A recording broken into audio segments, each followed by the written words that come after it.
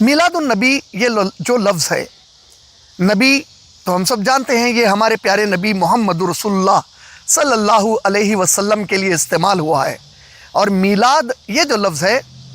یہ لفظ مولید، ولادت یعنی پیدا ہونا، جسے ہم لوگ آج عام زبان میں برتھ ڈے یا فارسی زبان کا جو لفظ ہے سالگرہ یعنی پیدائش کا جو دن ہوتا ہے، اور جسے ہر سال اسی تاریخ پر خوشی کے طور پر کیک کاٹ کر لوگ اکثر مناتے ہیں۔ یہ جو سالگرہ منانے کا جو کانسیپٹ ہے، یا یہ جو سالگرہ منانے کی جو تاریخ لکھے ہوئے انداز میں ہمارے سامنے آتی ہے، اس سے پتہ چلتا ہے کہ یہودی اور عیسائی جس کتاب کو مانتے ہیں، بائبل میں بک آف جینیسس ایک کتاب ہے، ایک سبق ہے، اس میں بائبل میں book of Genesis chapter number 40 سبق نمبر 40 کی ورس نمبر کی سطر نمبر یا جملہ نمبر 20 سے 22 کے درمیان آتا ہے کہ سب سے پہلے اس کی شروعات اس زمین پر فرعون نے کی تھی۔ فرعون اپنی خود کی سالگرہ ہر سال مناتا، خوب پکوان کرتا، لوگوں میں خوشیاں منانے کو کہتا، حکم دیتا کہ سب خوشیاں مناؤ کہ آج میں پیدا ہوا تھا، اور سب کو کھانے کھلاتا اور انعامات اپنے درباریوں میں بانٹتا تھا۔ یہ تاریخی اعتبار سے ہم کو پتہ چلتا ہے۔ اگر ہم ابراہیم علیہ السلام کے ضمن میں آنے والے 3 بڑے مذاہب کا اگر جائزہ لیں، یعنی عیسائیت، یہودیت اور اسلام،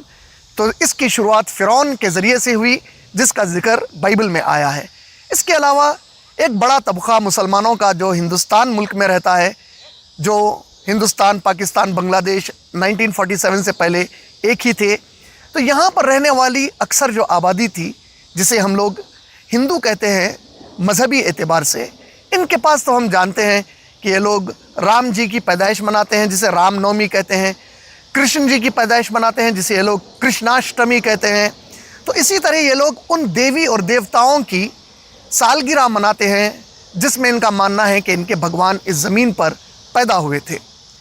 جہاں تک اسلام کا تعلق ہے، اگر میں قرآن مجید کے نزول کے بعد محمد رسول اللہ صلی اللہ علیہ وسلم کی تاریخ، سیرت، سنت، احادیث،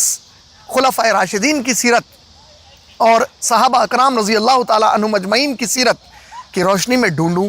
تو ہمیں پتہ چلتا ہے کہ قرآن یا صحیح حدیث یا سنت رسول صلی اللہ علیہ وسلم سے